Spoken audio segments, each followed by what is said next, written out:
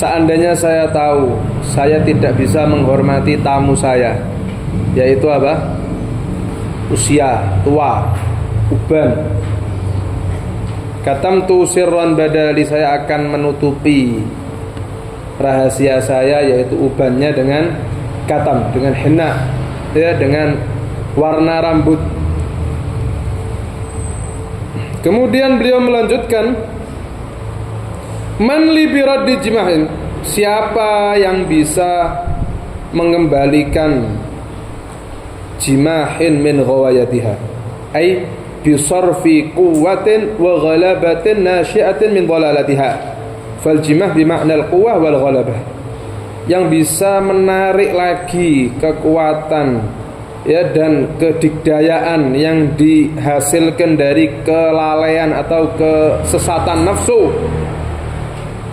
Min ghayatiha ay min dhalalatiha, kama yuraddu, sebagaimana ditarik jimahul pelana kuda bilujumi, dengan tali, dengan lujum, yaitu maksudnya dengan kekuatan.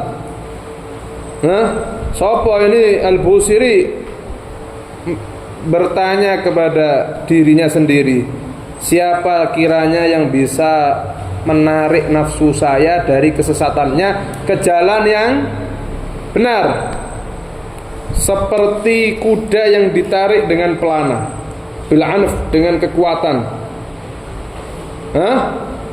Haitsu lam yamna wa'idu syab, ketika tidak bisa lagi uban itu menjadi apa namanya? Menjadi penegur, penasehat. Udah tua masih tidak bisa genah. Maka dia tanya,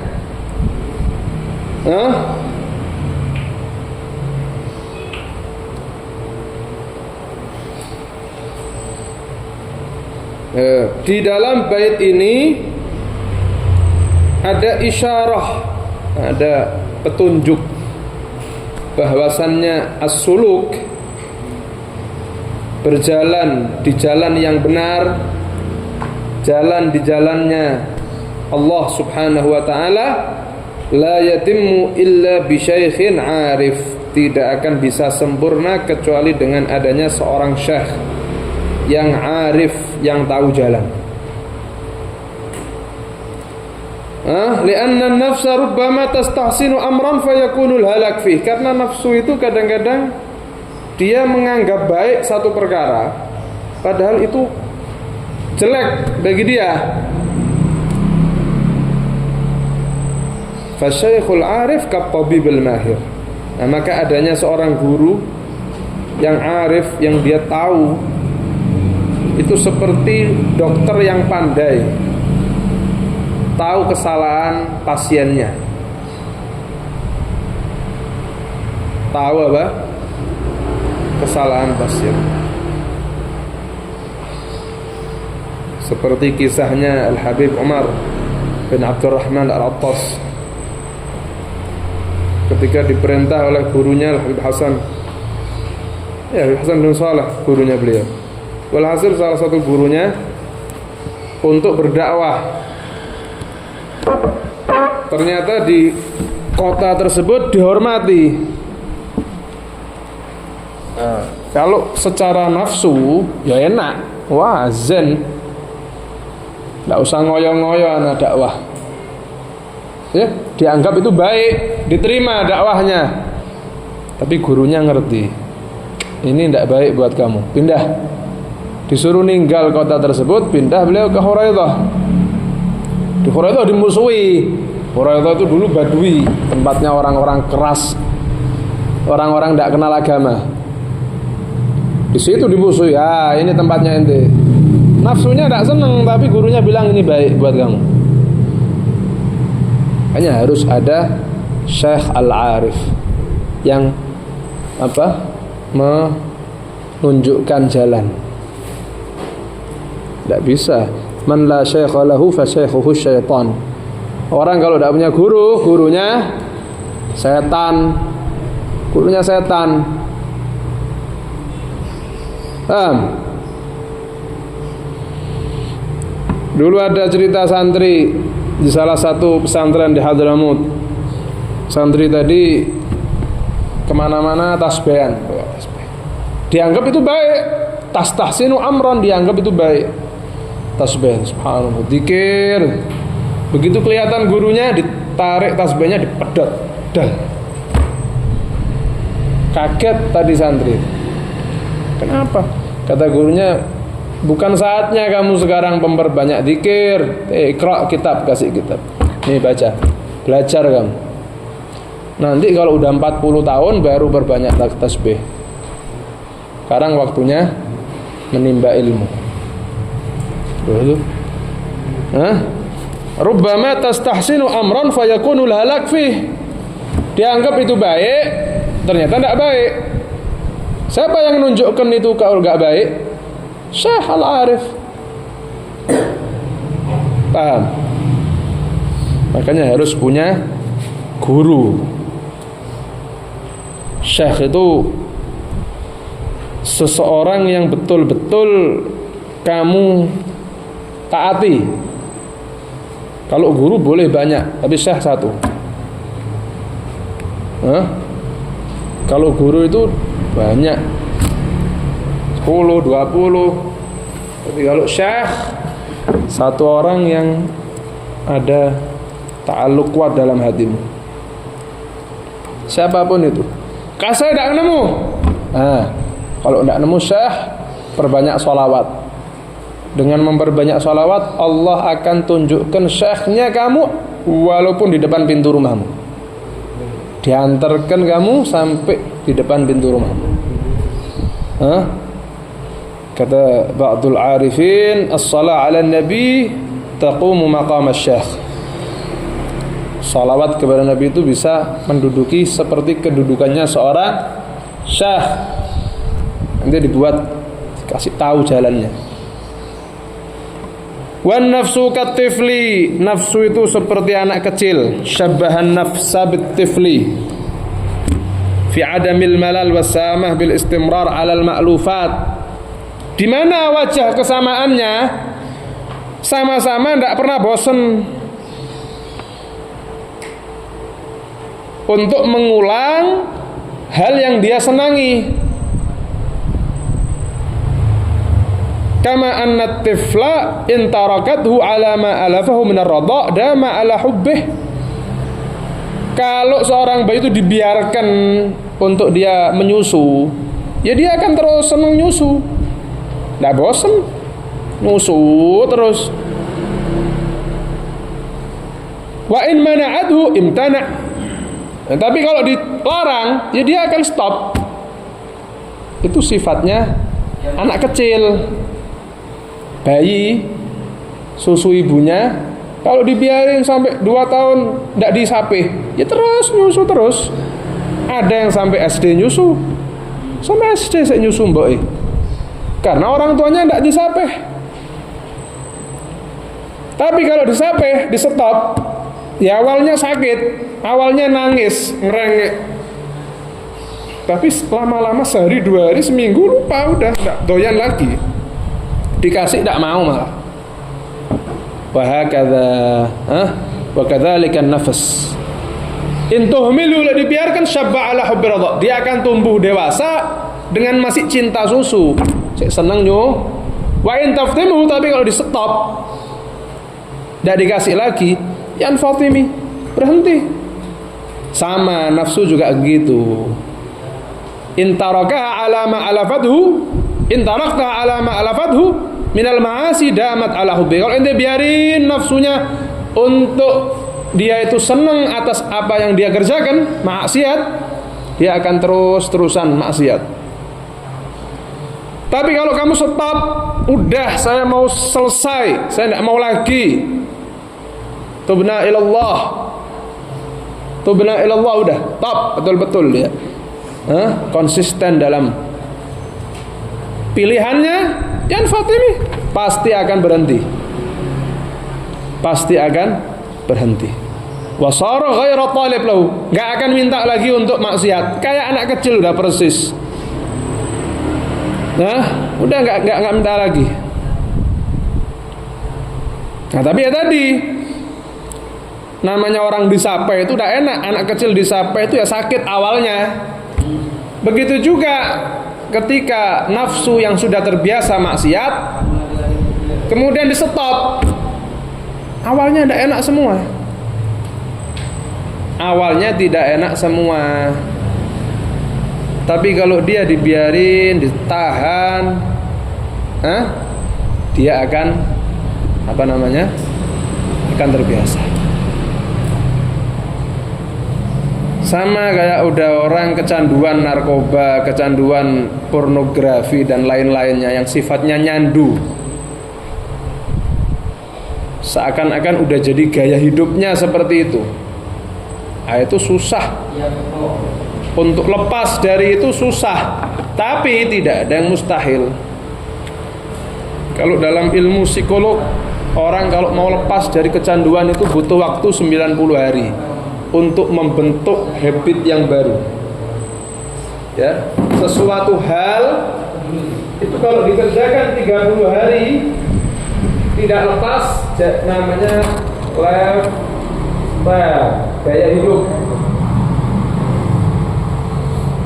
Ente ngerokok awal, coba 1, 2, 3, seminggu, sebulan, udah jadi gaya hidupmu. Gak ngerokok gak enak. Kalau udah 90 hari dikerjakan terus menerus, jadinya enggak kembali. Kalau 30 hari jadinya habit. Habit itu kebiasaan. Kalau udah 90 hari udah jadi lifestyle. Kalau baru 30 kebiasaan. Kalau udah 3 bulan enggak mandek, ngerokok udah jadi gaya hidup, bagian dari hidupnya.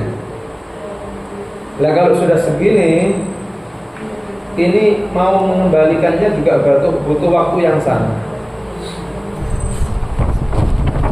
Ada anak, na'udzubillah, misal kebiasaan porno, otaknya itu merespon. Otak kita ini tidak bisa membedakan mana yang baik, mana yang buruk, tidak bisa.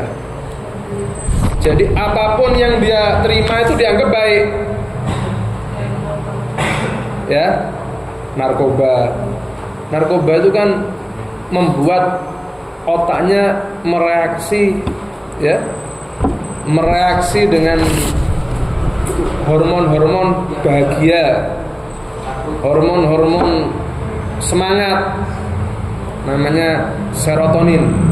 Hormon bahagia namanya dopamin. Kulit minum pil tadi nyemprot terus, jadi dia fly, ngerasa tenang hidupnya karena hormonnya nyemprot. Sebetulnya pil-pil yang dipakai orang mabuk itu pil-pil buat orang yang gangguan jiwa. Ya, jadi orang-orang dengan keadaan tertentu yang dia depresi, dia tidak punya semangat hidup, bawaannya pengen bunuh diri, itu dikasih pil tadi sama dokter biar dia tenang, penenang sebetulnya. Tapi disalahgunakan obat itu buat orang yang sehat. Dia tidak depresi, dia tidak apa, minum tadi biar fly. Kalau udah berjalan 3 bulan gitu terus, dia tidak minum sakau, bingung kayak orang linglung. Nah, itu untuk mengembalikannya, ya taubatnya dari Yan Fatimi itu butuh waktu. Sama efeknya pornografi sama narkoba sama-sama berat. Yaitu bagaimana? Ya pertama harus butuh tekad yang kuat, atau dalam bahasa Islamnya taubatan nasuha. Ini nomor 1 intinya. Kalau ingin kembali, ingin mengembalikan dirinya, harus ada taubat. Udah. Nomor 2 mujahadah. Harus ada mujahadah, perjuangan. Terutama di 90 hari setelah dia taubat. Itu efek yang dirasakan seminggu setelah dia berhenti dari kecanduan, entah itu kecanduan apapun. Kayak orang sakau udah bingung kabeh. Kayak roh sama jasad ini tidak bersatu. linglung bahasanya. Itu normal, wajar. Justru di situ itu titik apa? Keseriusannya. Kalau dia benar-benar mau tobat, setelah itu sebulan udah agak mendingan, udah nggak kayak 10 hari pertama. 2 bulan, 3 bulan udah normal lagi dia. Kayak orang kayaumi waladathu ummuh. Otaknya balik normal, semangat hidupnya kembali normal, malesnya hilang. Itu males itu kebanyakan dari ini. Kamu males ngerjain apa-apa itu ada habit yang nggak benar, kebiasaan atau lifestyle yang udah jadi kebiasaan yang nggak benar. Itu yang gara males. Sehingga hal-hal yang baik malah ditinggalin. Hal-hal yang baik malah dia tidak semangat mengerjakannya. Hal-hal yang tadi membuat dia senang dikerjakan. Persis kayak makanya Bu Sri menggambarkan nafsu katifli in tuhmilhu syabba'ala hubbir radai wa in taftimhu yanfatimi. Jelas? Paham? Itu efeknya jahat ya. Maksiat itu efeknya jahat. Cuman kita yang nggak tahu. Nanti kalau udah tua baru nyesel. Kalau udah tua baru menyesal. Udah tidak bisa lagi. Apalagi kalau udah mati.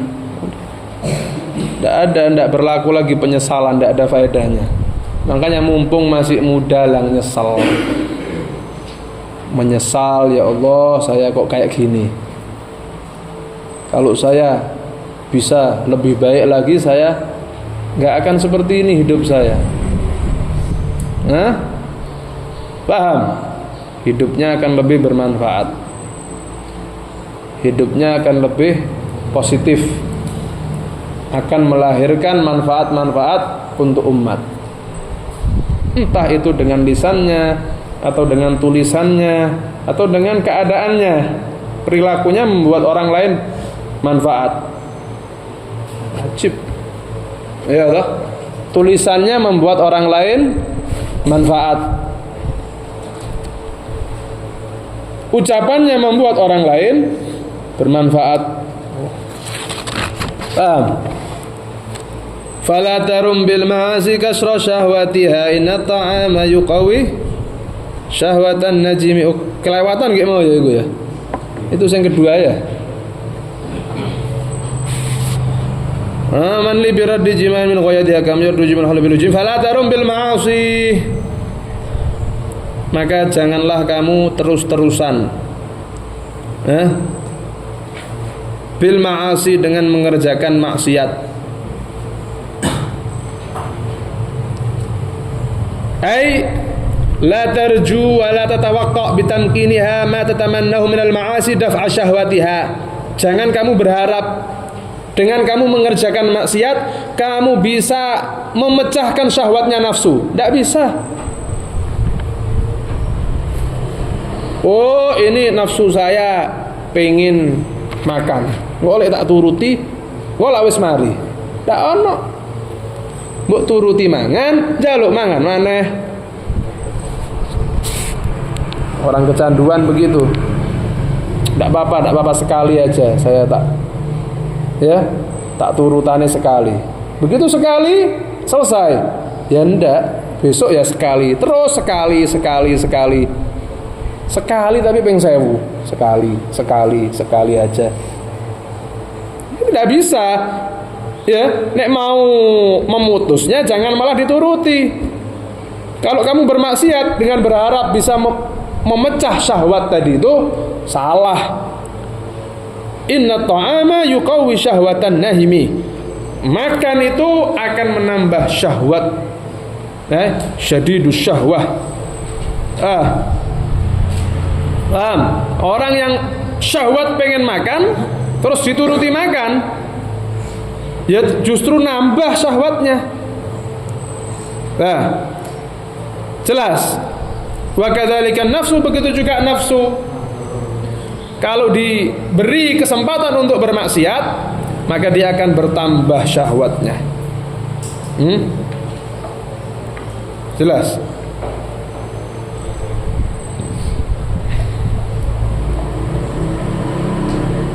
Baru kayak wan nafsu katifli in tuhmilhu syabba ala hubbir radai wa in taftimhu yanfatimi. Nah, tadi bagaimana caranya untuk mengalahkan nafsu, ya dengan dua ini, tekad yang kuat atau tobat dan mujahadah. Butuh namanya mujahadah.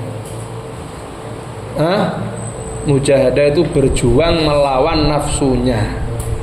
Makanya Nabi mengatakan ketika sahabat pulang dari perang Badar, raja'na minal jihadil azghar ila jihadil akbar.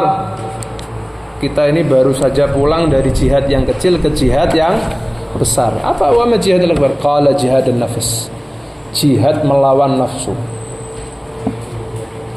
Nafsu yang aslinya ammarah, selalu memerintahkan kepada kejelekan, dilawan jadi lawamah. Nafsunya mulai agak tunduk. Kalau kamu maksiat, kamu dicaci. Kamu berbuat dosa, kamu dicaci. Kamu khianat, kamu dicaci. Gak enak kabeh atine. Ape khianat, ape nyolong, risih ngono. Ndak tenang. Akhirnya ndak sido dibalekno. Akhirnya apa? Dibalekno. Paham? Itu lawamah. Ada cerita, ada orang di Tarim sana butuh duit. Paham? Santri kepepet maling laptop waktu itu. Laptop HP. Tapi seminggu dia maling itu tidak bisa dia jual. Bukan karena tidak ada yang mau beli, dia tidak tenang. Mau dijual, pedih, takut. Ya Allah, masa saya maling, masa saya makan haram ini. Akhirnya dikembalikan, nggak jadi di maling. Lah itu nafsunya udah naik berarti. Lawamah. Lek wong amaro gak ngurus. Lek sing bejat, nafsune sik bejat, ya langsung didol, langsung gak mikir halal haram, dimbat. Akhirat gak mikir, mati kok ya apa gak mikir. Tapi lek wong sing wis lawamah iku mikir sih. Dia dekne nglakoni lek tapi mikir mari ngono. Ya Allah, aku kok ngene lah. Iku berarti nafsune lawamah. Kalau ditahan terus jadi mutmainnah. Kalau udah mutmainnah, nafsunya tenang. Nafsunya tenang, udah tidak mikir apa-apa, malah nafsunya mengajak dia untuk berbuat taat. Nafsunya mengajak dia untuk berbuat, itu mutmainnah. Ya ayyatuhan nafsul mutmainnah, irji'i ila rabbiki radiyatan mardiyah, fadkhuli fi ibadi wadkhuli jannati. Itu Allah mengkhitab nafsu-nafsu mutmainnah, nafsunya para aulia as-salihin. Nafsu-nafsu yang mutmainnah, irji' ila rabbik, kembali ke Tuhanmu, radiyatan mardiyah, dalam keadaan kamu ridha dan diridhai. Fadkhuli fi ibadi, masuk ke dalam kelompok hambaku. Wadkhuli jannati, masuklah kalian ke dalam surgaku. Itu balasan bagi orang-orang yang sudah berhasil melawan nafsunya sampai derajat mutmainnah. Tidak gampang. Nek gampang ya kabeh dadi wali. Orang kafir itu ada cerita di kitab Tuhfatul Asyraf. Ada satu kafir punya keramat kasyaf. Iso ngasyaf wong. Iso apa? Ngasyaf wong. Sampai tersebar cerita ini di seluruh kota. Ini orang kafir tapi kasyaf, mukasyif. Tahu apa yang ada dalam hatimu, dia tahu. Kamu gini. Kamu gini. Sampai terdengar kisah ini ke seorang soleh, orang alim soleh. Takut nanti ini bakal jadi fitnah, ini orang kafir. Kalau dibiarkan nanti orang-orang malah murtad ikut dia. Akhirnya didatangi, bawa pendung. Ya, Jabal Asa, bawa kayu, tongkat, Gaya apa? Lek gak nurut tak kepruk iki. Jihad, Begitu sampai ke depan rumahnya si kafir, didok dok. Ya kafir. Ya. Kata orang kafirnya nyaut dalam rumah. Udkhul ya Saleh watrukil asah. Durung ana CCTV ta zaman biyen. Wong saleh mlebu tapi tongkatmu dewek coba go mlebu. Kaget lho, kok ngerti lek ana nggo tongkat. Paham? Wah, bener-bener berarti kasafnya apa? Zaman dulu udah ada CCTV. Silahkan masuk tapi tongkatmu taruh di luar, jangan dibawa masuk. Kalau marhaba, ya udah saya taruh, masuk itu. Dinasehati dengan baik, dijak masuk Islam. Kamu ini masya Allah terkenal gini, kasyaf, punya keramat. Ya Allah masuk Islam, dibawakan dalil, dikasih ini. Begitu selesai, endingnya tidak mau. Enggak, saya tidak mau masuk Islam. Saya tidak mau masuk Islam.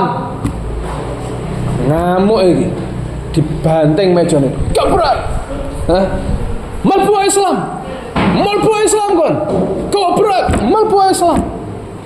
Begitu dia sudah dimarah-marahi, dimaki-maki habis, asyhadu an la ilaha illallah wa anna Muhammad Rasulullah.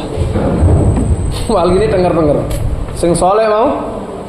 Ente ini kenapa? Anak ajak kamu pertama dengan cara yang baik, dengan cara yang halus. Kamu tidak mau masuk Islam, tapi saya marah-marah, saya maki-maki kamu masuk Islam. Kata si kafir, saya ini sudah dari dulu tidak mau menuruti nafsu saya. Nafsu saya bilang A, saya bilang B. Nafsu saya bilang B, saya bilang A. Tidak mau saya sama sekali menuruti nafsu. Udah dari dulu. Dari saya kecil saya tidak mau. Lah tadi ketika antum mengajak saya masuk Islam dengan cara yang baik, nafsu saya bilang masuk Islam. Masuk Islam.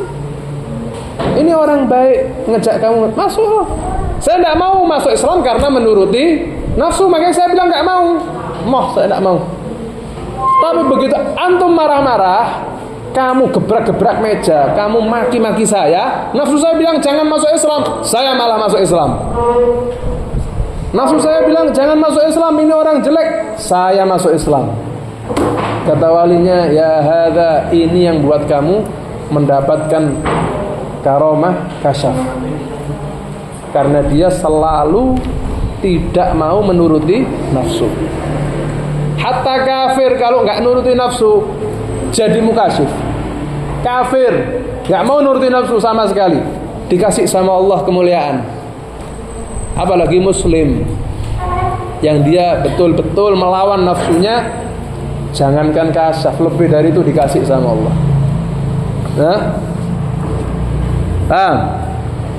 Tapi ya siapa yang kuat? Kan begitu. Butuh apa namanya ini? Mujahadah. Mujahadah. Paham?